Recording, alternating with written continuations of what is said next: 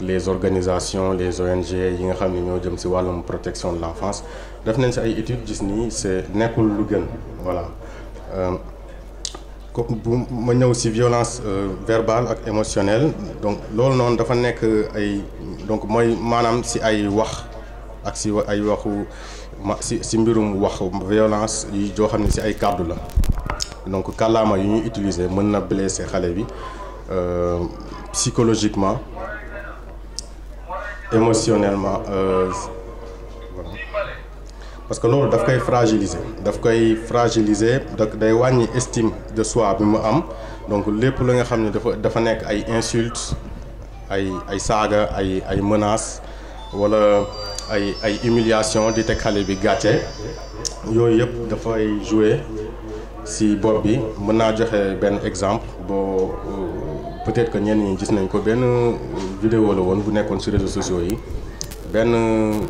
yaay en fait pour punir doomam bu jigéen dafa jël bopp bi mu wat ko ciseau voilà dafa jël ciseau pour punir doomam mu jël ciseau daggati karaw bi daggati ko ba mu ñaaw après juste pour humilier ko te humiliation boobu noonu bu xamoon li muy def ci doomam du ko def parce que nekkul noonu la ñuy yaree doomam donc loolu donc violence émotionnelle la donc ay saaga déjà loolu mooy yaa ngi jàngal sa doom ni ñuy saagawee donc bu màggee tamit bu mu la jaaxal bu amee ay habitudes yu bon loolu nekkul li gën c'est bon ok donc lépp luy violence sexuelle aussi donc loolu dafa bokkul ci li indi woon li nekk à l'origine conférence bu tey bi mooy li fi jotoon xew ak xale bu jigéen boobu adolescente bi elle avait 12 ans la am il me semble donc yaa na ko yàlla yërëm mooy Diary Sow bi nga xam ni dañ ko sàkku ba pare violé ko rey ko yàggul torop matul 1 mois à peu près te du lu bees yàgg na am tàmm na am ak yeneen xale de tout âge 5 ans 6 ans 10 ans ba 15 ans ci année yii nii xam naa bu ñu saytoo mbir mi dinañ gis ni dafa nekk loo xam ni dafa récurrent donc loolu moo tax ñu jël tey initiative bi nii pour wax ci sujet bi parce que bëgguñu rekk yem ci di ko wax dañu bëgg après mu am ay mesures yoo xam ni dinañ ko jël pour la protection de l'enfance donc loolu tout ce qui est violence sexuelle dafa nekk malheureusement ay sujets tabous yoo xam ne duñ ci wax alors que dafa nekk benn réalité boo xam ne dafa dramatique dans notre société lu ñaaw la donc man foofu noonu je préfère directement joxe ay conseils mooy ñu def attention ci wàllum voisinage donc les causes li koy indi mooy les voisinages les parents yi tamit waajur yi ñoom am nañ ci ay part de responsabilité ci yar bi mais dëkkandoo yi tamit moo bàyyi sa doom muy génn di dem ci dëkkandoo yi même bu fekkee ay dëkkandoo ngeen mais xamoo leen mën nañ nekk ay nit yoo xam ne xamoo leen mën na nekk ay gan donc violence yu bari foofu la jógee su ma jëlee kaawu Diary Sow comme moom mooy cas bi gën a récent xale bu jigéen bu am 12 ans yaayam bàyyi ko mu génn dem ba ay 22h 23h xamul sax fu mu nekk par exemple parce que dafa jàpp ni fu mu dem sorewul mu ngi ci koñ bi léegi gis ngeen lu mu jur na bakkan moo ci rot donc moo tax man fi may insister mooy nañu def attention ci dëkkandoo yi ak commerce yi nekk à côté ñi yor seen commerce di jaay xale yi dañ fay dem xamuñ kuñ fay fekk te xale dafa yomb nax dëkkandoo yi ak parents yi tamit nañu jéem a xam fu seen doom di dugg te bu guddee mu teel a ñibbisi balaa 19h balaa timis di jot mu ñibbisi parce que bu ñu defee études yi boo xoolee études yi les causes yi indi violence da ngeen xam ni principalement ci biir famille bi lay nekk les oncles yu tonton yu sori xaw a sori wala cousin yu xaw a éloigné tuuti wala dëkkandoo yi donc ñu bàyyi ci xel bañ a am benn confiance aveugle wala si inconnu yu demee noonu ma ñëw si wàllum négligence yi. Donc léegi négligence donc xale yëpp dañoo soxla amour attention ak ay soins essentiels ñu bàyyi si xel parce que ñun Afrique dañu am dañu xaw a dëgër xol tuuti nekkuñu si ay affaire de ay bisous entre parents yi ay je t'aime moi aussi yooyu xamuñu ko malheureusement yëfu tubaab la mais da si am solo tamit. Parce que loolu yëpp day jouer malheureusement c'est des violences qu'on doo xam ne duñ si mën a wax duñ si mës a wax on n'en parle jamais. Bon voilà par exemple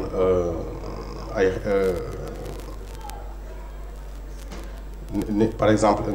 benn xale mu war a nga si ndab li ñëpp xam nañ ko xale du la ndawal man loolu bëgg naa comprendre fan lañ ko teg est-ce que éducation la wala profit la vous voyez xale bi dañ ko war di déglu waruñu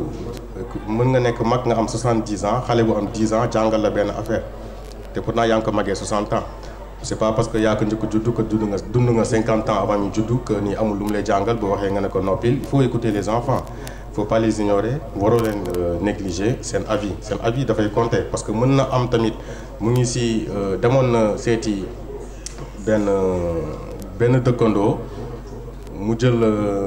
mu koy jéem a nu koy waxee def ay attouchement affaire yu demee noonu mu ñëw bëgg la ko wax nga ne ko noppi déglu woo ko donc lu nekk si boppam xamoo ko mënu ko wax te pourtant am na loo xam ne boo ko dégluwee bu waxee sax di nga xam les causes du problème wala voilà. ñu bëri tamit am na ay xale yoo xam ne séquelles yi mooy tax ñu finalement dañuy dem ba dañ siy dañuy dem ba te dër boobu noonu boo xoolee la plupart du temps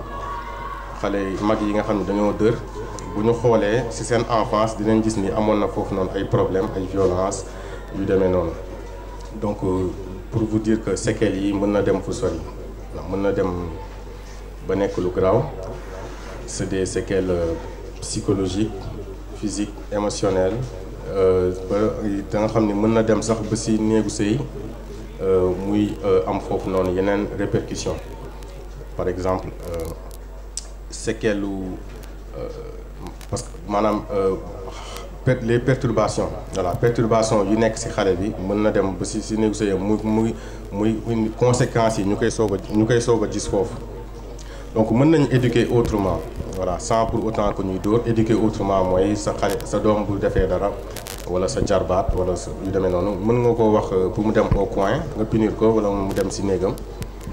punition nga priver ko de quelque chose benn jouet wala yu demee noonu c'est des choses loo xam ne day marcher ça marche bien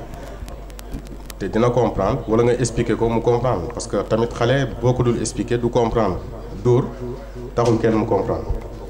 voilà li muy yàq moo ëpp li muy defar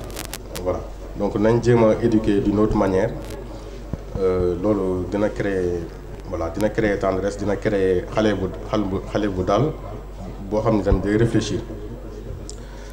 donc punition corporelle c'est quelque chose boo xam ne dañ ko war a bannir et adopter des méthodes éducatives basées sur le respect et l'écoute voilà xale itam dañ koy respecter nit ci boppam dañu war a respecter muy mag muy ndaw dafa am ay droit am ay devoir yéen nga am ay droit am ay devoir mag yi merci léegi du coup il faut que xale bi hormis déglu ko dañ ko war a respecter tamit parce que yàlla moom moo leen ko dénk te dénku leen mala ma ne mala yi sax dañ leen di respecter déjà donc déjà dénku leen mala donc da ngeen ko war a respecter parce que c'est pas parce que mënalul boppam parce que Sénégal dañu tàmm di wax tant que yaa ngi sama kër man maa la yor man maa lay yar maa lay yilif donc mais c'est du marchandise nekkul loolu rek que ni lu la neex nga koy def parce que après tamit que yàlla dafa wax ci alxuraan que ni subhanahu wa taala dafa wax bu demee mag xale boo demee ba mag nekk mag ba am ay yenn âge yi ay 80 ans yu jooy noonu da ngay mel ni xale da ngay comporté waat comme xale te bu boobaa sa doom yi ñoom ñooy ñëw di la seconder di la assister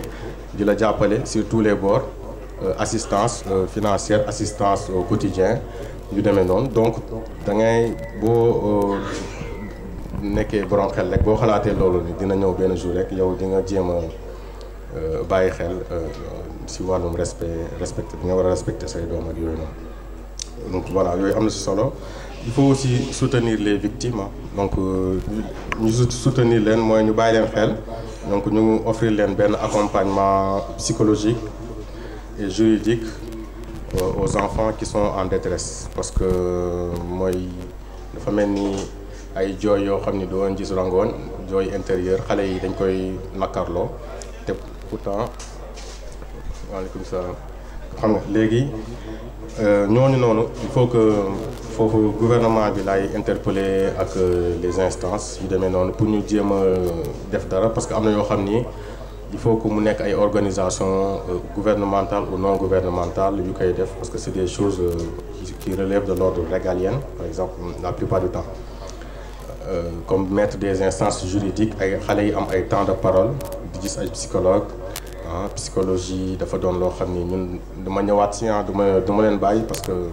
tey Sénégal lañuy waxal dañoo ku fi wax waxu problème dépressif wala psychologique rek ñu ne la non lu yëfu tubaab la non lu yëfu tubaab il faut que xale yi di am ay temps de parole quand c'est nécessaire boo leen gisee ni c'est bizarre ay changement il faut que yooyu yëpp mu nekk ay structures yoo xam ne dinañ leen mettre en place pour que te bu ñu ko mettre en place di ngeen découvrir ay mbir yu bees yi xale yi parce que bu ñu demee foofu noonu psychologue bi mën na leen mettre à l'aise ba ñu commencer di wax ay affaires yoo xam ni mënoo woon xalaat sax ni yooyu amoon na ci sa bopp doom donc yooyu am na solo yooyu dama ci ñaax gouvernement bi ak association yi ak yu mu mënti doon. Donc pour bañ a guddal juste man je vous invite donc aujourd'hui à vous engager individuellement et collectivement pour être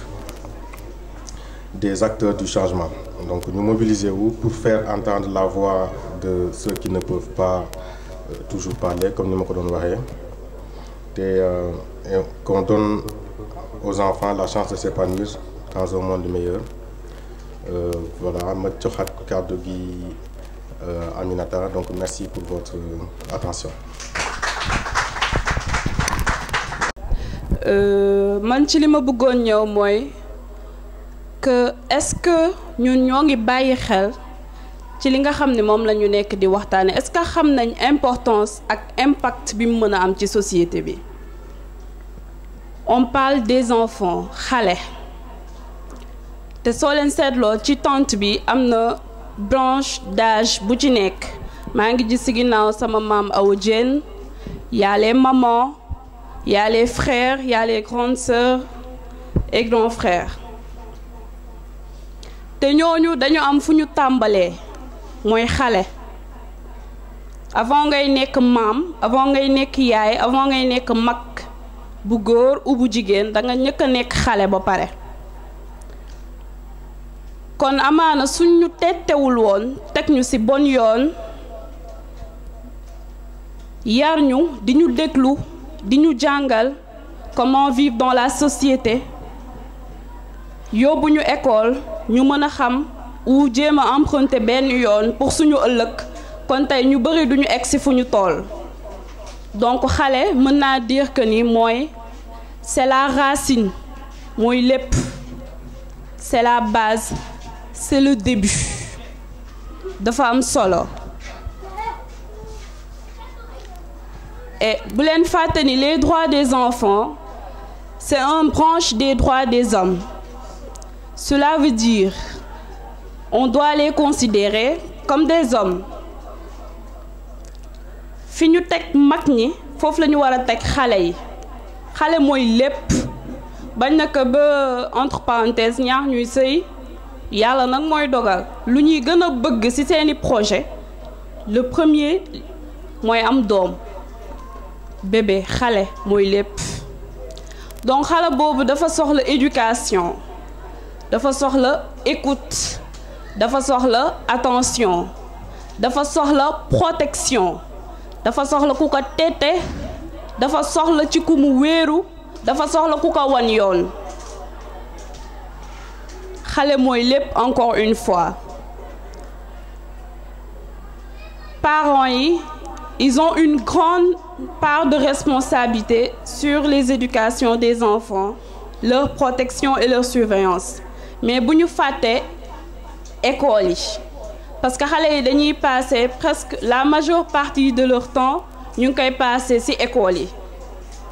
donc war na parent bu ci nekk boo yóbbee sa doom ci école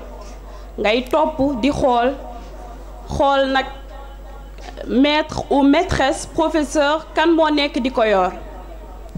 ban personne la di bàyyi xel parce que il faut ñuy ñaaw njoxt mu nekk koo jur mu nekk koo jurul bu fekkee ku nekk ñu ngi joxante sa loxo di jàppalante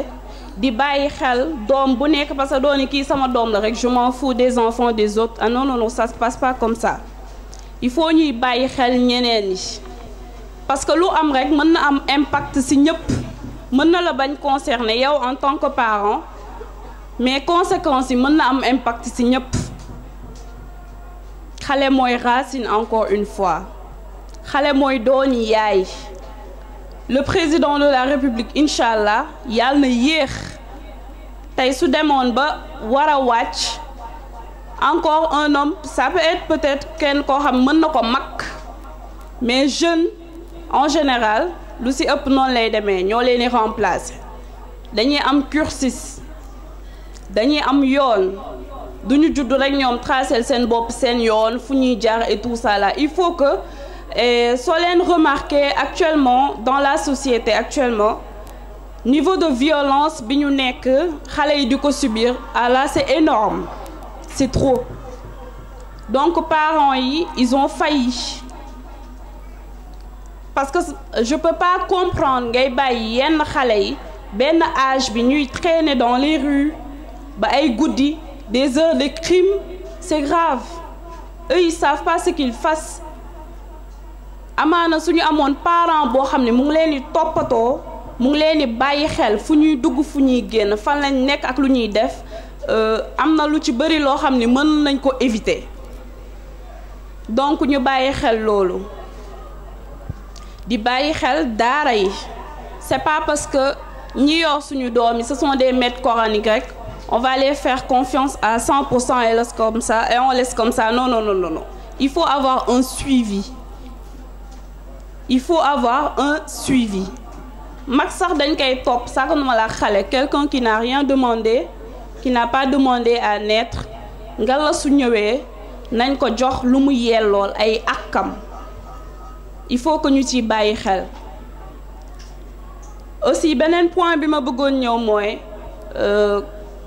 dans la société sénégalaise on a tendance à dire que l'éducation ne doit être portée que par la maman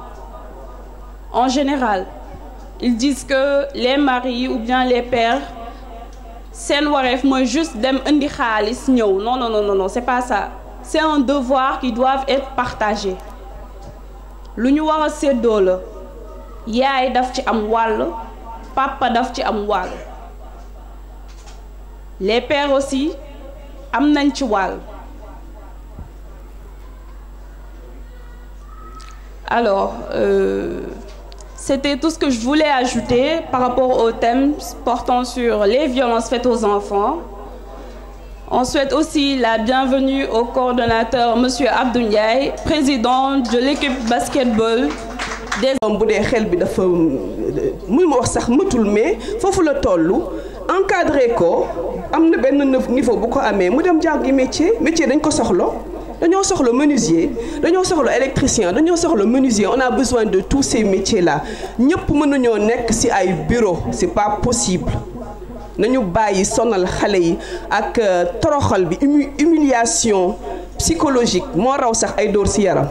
xale boo xam ne saa bu fëlee nga ne ko nilaar bi nga doon ñàkk jom yow su ma la jàppee nii naa ne waay mënta ne dañoo war a changer te bu ñu bëggee changement fii lay commencer ñun parents yi man su ma changer kenn ci yéen ku nekk boo amee doom bu am retard on peut l'appeler retard dafa am noo koy tété c'est pas par la violence man damay liggéey en tant que disons agent boo xam ne day encadrer ay famille yu am problème mën na nekk problème doom problème finance problème couple donc ku ci nekk da ngay xool kii problème xale la am xale bi dafa nekk adolescent mi ngi commencer di rebelle wu am na yoon booy toog waxtaan ak moom. Fais-lui confiance, parle-lui bu nekkee ne mënul wax ak waa këram papam ak yaayam mën nañ ko boole kenn comme man mën naa toog wax ak moom mu expliquer ma c'est quoi son problème ndànk-ndànk ñu dox si mën nga ko yóbbu mu def des cours de boxe parce que bu dee trop d'énergie bu nekk si moom hunger bu nekk si moom mer bu mu nekk si moom mu génnee ko fa. mën na ko nekk dans la musique dans la peinture beaucoup d'activités yoo xam ne mën na jàppale xale mu génnee li tax muy wàcc yoon jàng nag moom nekkul la clé adduna diplôme nekkul la clé adduna gis nañ fi nit ku dajalewul ay diplôme te génn ci vie am normal màggal njabootam am jabar xam nga gérer addunaam donc il va falloir que ñu delloo ci waat xel yi te bàyyi maltraité xale yi. Donc ma dagg fi wax ji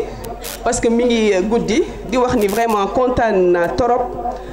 faire partie de Pastef HLM. Non à la violence faite aux enfants. Non à la violence faite aux enfants. Non à la violence faite aux enfants. Celui qui sait et qui ne sait pas qui sait, celui-là est un danger public. Il faut le chasser. Celui qui sait et qui sait qui sait, celui-là il faut l'encourager. Bonjour chers parents, bonjour chers publics. Puis-je vous poser une question? Quels sont les droits de l'enfant? Décidément, je savais que vous n'allez pas me répondre. Plus précisément, le droit peut être considéré comme l'ensemble des règles de conduite qui gouvernent les rapports entre les hommes, mais dont le respect est assuré par l'autorité publique. Donnez-moi au droit de l'enfant. Chaque enfant doit avoir un nom et une nationalité pour l'aider. Chaque enfant doit avoir un nom et une nationalité pour qu'il soit toujours protégé, pris en charge par son pays. L'absence de déclaration de naissance, un enfant ne peut pas être reconnu dans l'état qu'il vit, ne peut ni être soigné, ni être scolarisé, ni être bénéficiaire à la protection sociale. L'enfant a le droit d'être protégé de la violence, de la maltraitance et de toute forme d'abus et d'exploitation. Assalamu alaikum. Walaikum salam. Le droit à la parole, man mii dama war a wax. Le droit au loisir, dama war a fo. Le droit à la santé, yéen ñii de dama war a faj. Dégg nañ ma bu baax, dégg nañ ma. Je vais vous donner les 10 droits de l'enfant. Tout d'abord, l'enfant a droit à l'égalité, droit à une identité, droit à la santé, droit de vivre en famille, droit au loisir et à l'éducation, droit à la protection de la vie privée, droit à une justice adaptée à son âge, droit à la protection, droit d'être protégé en temps de guerre, droit d'être protégé contre toutes les formes de violence, droit d'être protégé contre toutes les formes d'exploitation, droit d'être entendu sur toutes les questions qui le concernent, droit de l'enfant, surtout en situation de handicap, de vivre et comme les autres. Là où il y a le droit, il y a le devoir. Cela passe notamment par le respect de la parole d'autrui, l'obligation d'aller à l'école, le devoir de respecter les autres, mais aussi le devoir de respecter les règles et les lois. Les règles et les lois et les règlements de l'école, ainsi que le devoir de s'engager contre toute forme d'exploitation et toute forme de discrimination.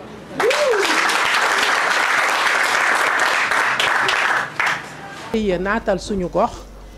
amoon na ko ak waa district de santé bu Gaspard Camara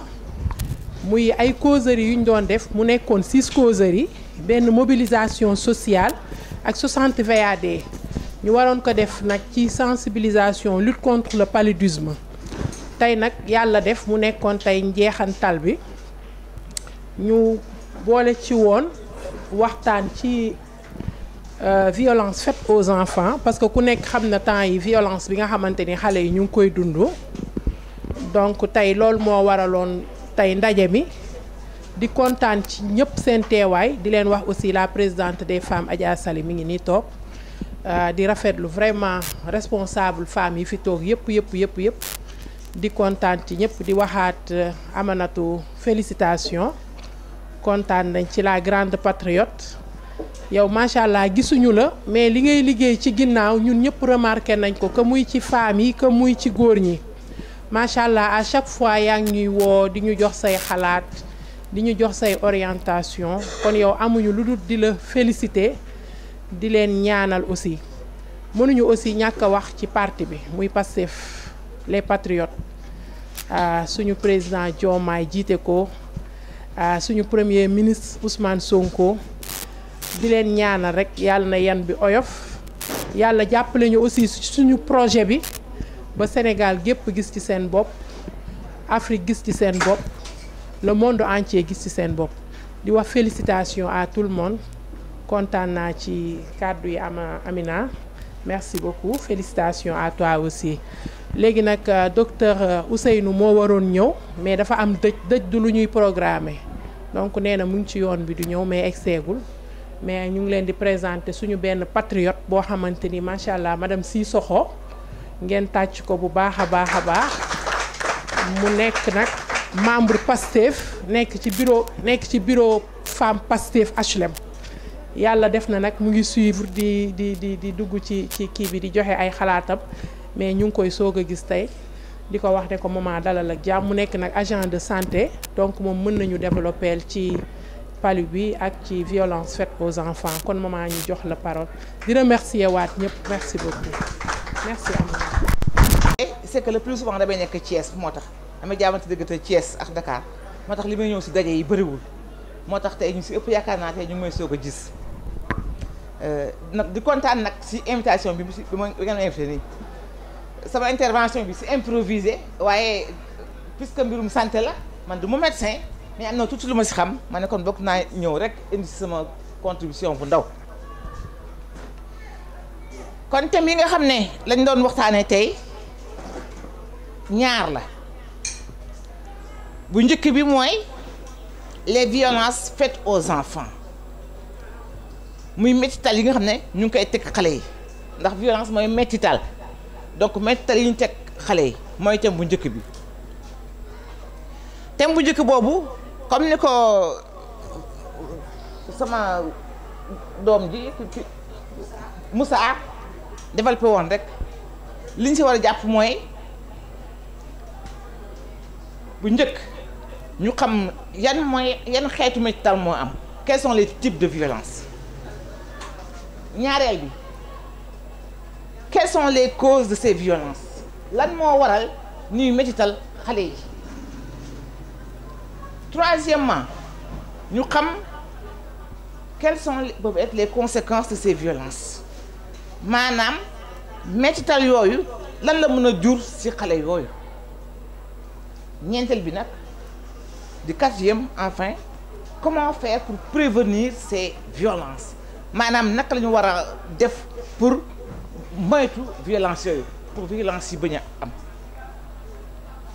premier point bi quels sont les types de violence yan xeetu violence yaakaar naa Moussa développé na ko ah yan ngeen si jàpp quel type de violence ah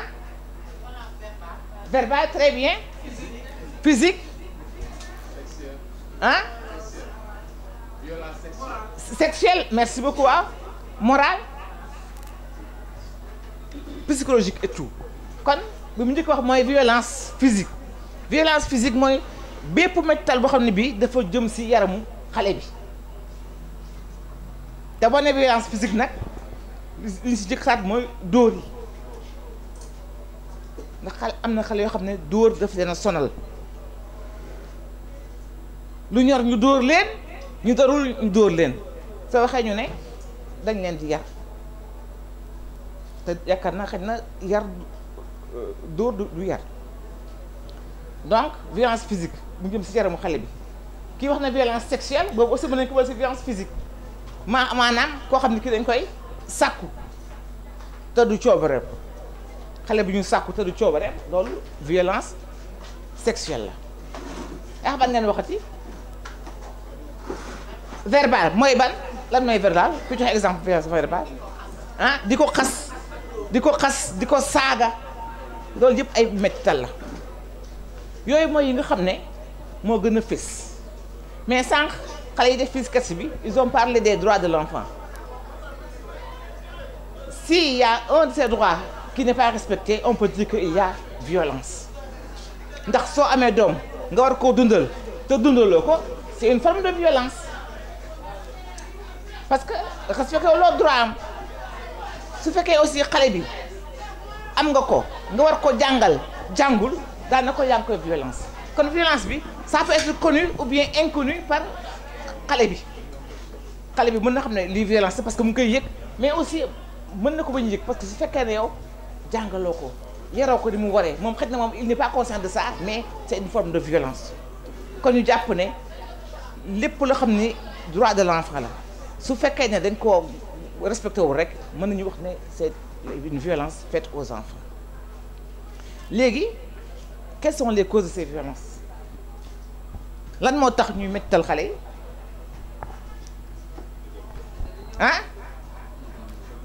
mën na xale yi dañoo dëgër bopp ba tey waa axlan encore ah problème éducation la waaw ma jox la micro monsieur le kii waaw Aïcha il faut que ce soit participatif. Voilà. Merci Aïdaratou parce que man pour man am na ñoo xam ne dañuy violenter seen doom wala seen jabar wala seen famille parce que. kon bokk ñenn ñi dañuy violenter xale yi parce que dañ naan xale yi xëy na dañoo yaruwul dañoo dëng ñu bëgg leen a jubbanti bëgg leen a yar waaye comme ni ñu ko waxee léegi du dóor rek mooy yar xale mën nga am nee noo koy yare fekk dóor loolu donc à part loolu ban cause ñu mën a encore ci violence parce que c'est parce qu'ils ont été violentés très bien chez eux, à l'école, au daara, dans les daara, dans les quartiers. Yi liggéey ak ñoom dafay wane ça vient de leurs propres parents. ndax lan tey suñu problème de la jeunesse ñaar yëpp c'est dû à cette violence-là. Tey on parle de drogue,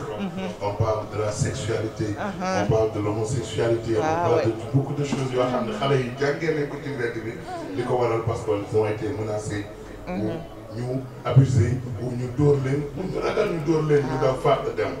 le fait que ñu fàq xool leen ñun ñoom ñu ngi sol ay yére yu diis xale bi fàq dem kër gi ci biti tëdd dafa amul fu mu tëdd ñu accueillir ko jox ko mbàjj mais mbàjj bi mooy cigarette bi mu taal mbàjj bi mooy yamba bi mu tox mbàjj bi mooy 15 bi mu def et un des enfants m'a dit ma ne ko booy doo bàyyi sàcc mu ne ma grand yow suba ba jëm soo boo bëggee lekk da ngay lekk boo bëggee naan da ngay naan mais man bu ma bëggee lekk bëgg naan ñëw fëgg sa kër sa dooma tijjil bu ma nee la al ma jox la sa kaay ma raxasal la da ngay bañ man nit laa war naa lekk war naa naan boobu psychologue mi ngi dend ak man mu ne ma léegi nan laay def xale bi de te c'est un enfant dans la rue ak mi ngi 15 et pour vous montrer que ni tey toutes les violences yi ñu gis fii lépp lu bon loo xam ne ci ñun lañ war a jël ci ñun suñu biir kër yi la démarré alors nos parents quand je dis parents c'est instituteur c'est papa c'est frère c'est ñun ñëpp dañuy jàpp suñu doom yi di leen yuuxu di leen gëdd di leen maltraiter moo jur tey loolu yëpp te li mu jur dafa bëri te li ñu jàng dafa bëri dans les trucs alors nga yuuxu sa doom verbal boobu gis nga balaa ñu koy xam mooy nga tàmm yuuxu sa doom mu tàmm ko ci yow ba boo yuuxoo pour moom y a rien de grave parce que c'est tout à fait naturel nga ànd ak moom di génn mbedd bi jour boobu ngay xam yuuxu sa doom baaxul parce que day génn benn camion war ko fël nga war ko yuuxu pour lui dire fais attention du la déglu parce que fekk na mu tàmm ko alors la violence li mu am comme conséquence bëri na pour man tous nos maux dans la société c'est dû à ce que il y a une violence quelque part chez nous xale yi màggaale ko parce que ci mbedd bi lépp ngay jàng moo tax bu ñu demee ba màgg même boo leen récupérer am na yenn séquelles psychologiques yoo xam ne dina tax moom muy dóor jabaram dina tax muy utiliser violence pour un rien beneen bi mooy on maltraite les enfants ci yoo xam ne du suñuy nit da nga koy gis ci suñuy xarit rek nga gis man jóge naa fee sama jabar mere na ma ñëw nga nuyu ma faalew ma la noonu la xale bi jógee fee noonu la kenn di jóge fee avec ses problèmes boosam moo ko punir wala deful liggéeyam mu ñëw xale bi wax ko benn affaire mu mer sëf ko ko des fois c'est même pas la faute aux enfants ci violence yi ñuy dund donc je voulais participer parce que je dois partir et puis bismillah rahmaani rahim ñu yeggali dans la mais bàyyeeguma ko donc vraiment tënk na kii yi te lu mel ni ay violence sexuelle maanaam ñu violé ko mën a tax ba moom su màggee du wax sax dara si sëy mën a dem mën indi ay séquelles si moom ba doo wax dara si affaire u sëy léegi nag on est kii par le temps li ma bëgg wax rek mooy léegi wax nañu lan yan mooy xeetu violence wax nañu lu koy causé wax nañu les conséquences balaa nga dem rek nga wax ñu 3 solutions qu'est-ce qu'on peut faire pour éviter les violences lan la ñu mën a def pour fexe ba violence yooyu du amatu après nga soog a ñëw si yow. mais pour man leur donner les enfants les wax nañ ko si on respecte leurs droits ça règle le problème de la violence féminine dañ ko respecter voilà pour man loolu la. macha allah jërëjëf. donc il faut respecter les droits des. di tuub bu baax retard bi j'ai eu un conflit d'agenda donc c'était pas vraiment évident je pense que fekkee naa waxtaan bu am solo sam papa nee na sànq day ut cravache mu dóor ma ne ko loolu c'est une bonne occasion de wax ci violence yi parce que ku tardé rek ñu dóor ko ça c'est pas une bonne excuse par contre donc man maa ngi tudd Fatou Houma donc di yëngatu ci tout ce qui est santé mentale mooy bien-être psychologique de l'être humain de la personne donc bu ñu nee violence ñu xam ne que ne ça affecte psychologiquement la personne maanaam xelu nit ki ci boppam lay jàpp et dama fekk sëñ bi ma fekk muy wax lu am solo nga xamante ne mooy base sax violence li tax mënul arrêté wu li tax nga xamante ne dafay wéy di continuer tout le temps mooy li ñuy woowee la projection psychologique li tax tey jii nii violence bi ñun suñu bopp la commencé maanaam ñun suñu wàllu bopp ñooy waxalante lu ñaaw ñooy yuuxu nit yi ñooy saaga nit ñi ñooy wax nit yi lu nga xamante ne dañu leen naqari ñooy dóoraate et c'est ça la projection psychologique maanaam yow li la nakari ni nga mel loolu ngay seppi ci sa moroom kooku noonu am beneen projection psychologique et loolu mooy tax cycle bi du mës a dagg en fait parce que ku ci nekk da ngay transférer ci sa moroom li nekk ci yow et c'est la raison pour laquelle c'est très important quand on parle de violence ñu commencer ci bas âge bi teel a yar xale bi teel a jàngal ko lan mooy communication non violente teel a xamal ko ne telle situation kenn du yuuxu kenn du saaga kenn du def nii et la meilleure manière par exemple de wax ko loolu yëpp mooy montrer l'exemple parce que xale bu nga xamante ne dafa màgg ci environnement boo xamante ne dañu koy dóor dañuy yuuxu dañuy saaga c'est quasiment difficile kooku bu màggee nga ne ko li nga doon def sa parents yi li ñu doon def parce que le meilleur exemple des enfants ce sont les parents nga ne ko li ngay def nii baaxul loolu la xam ci loolu la ñu ko yar ci loolu la ñu ko tàggat donc c'est très important ñun suñu wàllu bopp ñu remettre en question suñu bopp moi quand on parle de santé mentale quand on parle de psychologie dama naan na ku nekk remettre en question sa bopp na ku nekk xam ne que ni yow yaay teg sa moroom lu ko nakari yow yaay violenter sa moroom société bi ñun ñoo ko composé donc ce sont nous les acteurs de cette société là il faut que ku ci nekk nga def une introspection xam ne que ni situation bi nii su ma ci nekkoon est-ce que bëgg naa ku ma violenter situation bi su ma ci nekkoon est-ce que bëgg naa ku ma saaga et cetera donc les configurations dans lesquelles on se trouve qui nous poussent à adopter certaines attitudes loolu la ñu war a xoolaat retravailler suñu manière d'agir retravailler suñu manière d'interagir avec l'autre te xam ne que ni lu la ci jàmm mayul waxtaan mayul yuuxu du la ko may saaga du la ko may leneen ak leneen du la ko may ñun nag malheureusement au Sénégal on parle aujourd'hui de violence faite aux enfants mooy que dafa dem ba bokk ci suñu décor dafa dem ba dérangeetul kenn tellement que on a l'habitude de dire que désormais les gens sont devenus insensibles parce que tout le temps on est confronté à cette violence là mënuloo xëy suba ba ngoon jot te dégguloo diw dóor na diw rey na diw violé na diw etc. et tellement qu'on est habitué le cerveau naturellement il est comme ça c'est ce qu'on appelle la plasticité cérébrale dès l'instant que tout le temps même activité bi dafay ñëw même activité bi dafay ñëw bu yàggee daf naan lii c'est normal lii metteetul lii et cetera et tout et ça c'est quelque chose vraiment à prendre en compte nga xam ne que ne li nga koy gis chaque jour taxul mu normal te dañu ko war a xeex les enfants dans la rue avec toutes les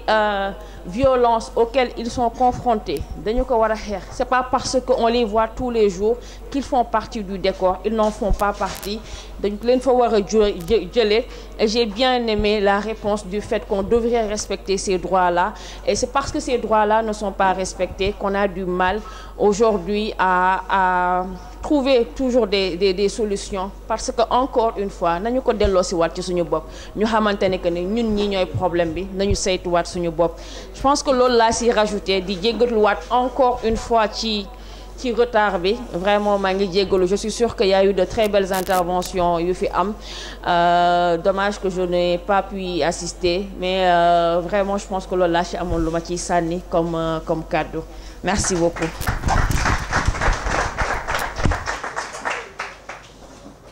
Alors c'est pas pour rien que xale bu judd war a am yaay war a am papa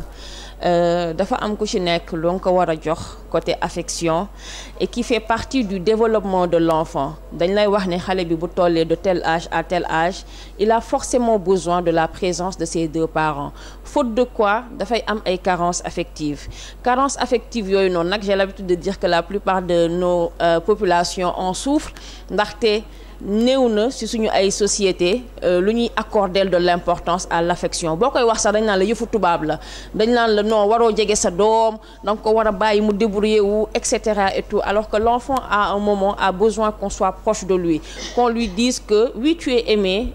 tu es voulu et cetera en fait question yi muy posé wu parce que ça fait partie des stades du développement de l'enfant ñu mën ci andi ay réponses te réponses yi ñun parents yi buñ ko joxul da koy wëri feneen. Actuellement le problème bi ñu am mooy avec l'avènement des réseaux sociaux nit ki xale bi jàngaluñ ko y a pas cette éducation de l'utilisation des réseaux sociaux par exemple dafay dem réponse bi nga xam ne ameewu ko ci parent bi relation bi nga xam ne ameewu ko ci parent bi dafay dem wuti ko ci internet bi te foofu noonu on sait que lépp a ngi ci biir la mu fay gis mën na la neex mën na la bañ a neex et cetera donc le fait que parent bi du contrôler du encadrer moom ni mu ko waree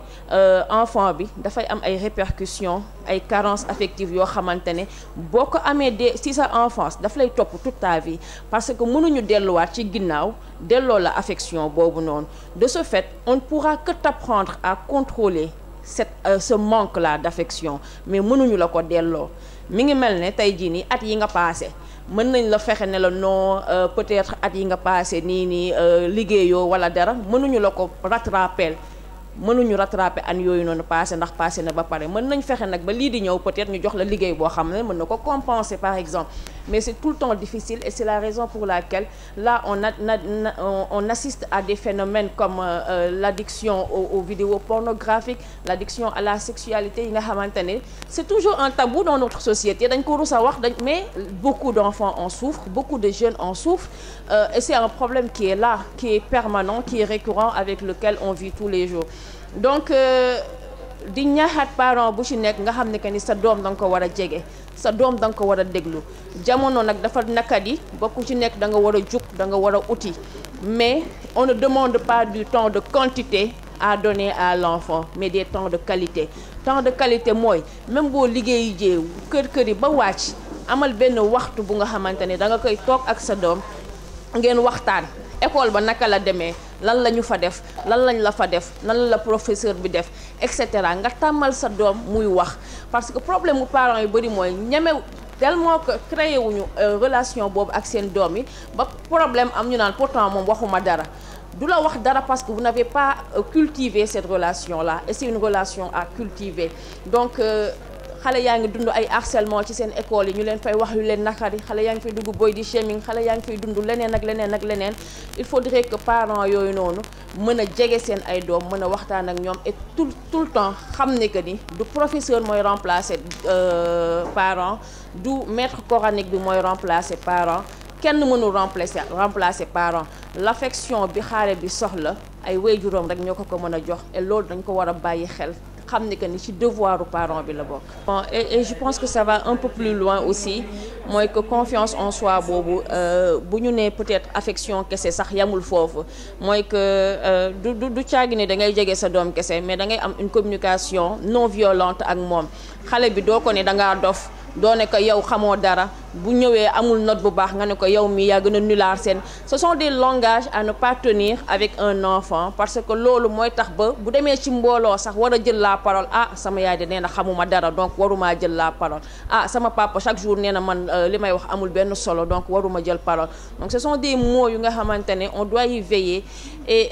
c'est une communication non violente à cultiver tous les jours li ngay wax nga saytu ko bu baax ndaxte xale loo ko wax dafay des ci boppam même si c'est pas dans son conscient dafay nekk dans son inconscient loolu mooy motiver la plupart de ses actions loolu mooy tax tey jii nii bu sañoon dem créer benn entreprise sax benn xel ci bopp bi dinaan ko sa yaay nee na mënoo ko def sa papa nee na mënoo ko def parce que loolu la ñu dëkkaloon ci noppam donc les parents encore une fois ont un grand rôle à jouer ci loolu noonu jegewaat njaboot bi bu baax a baax a baax.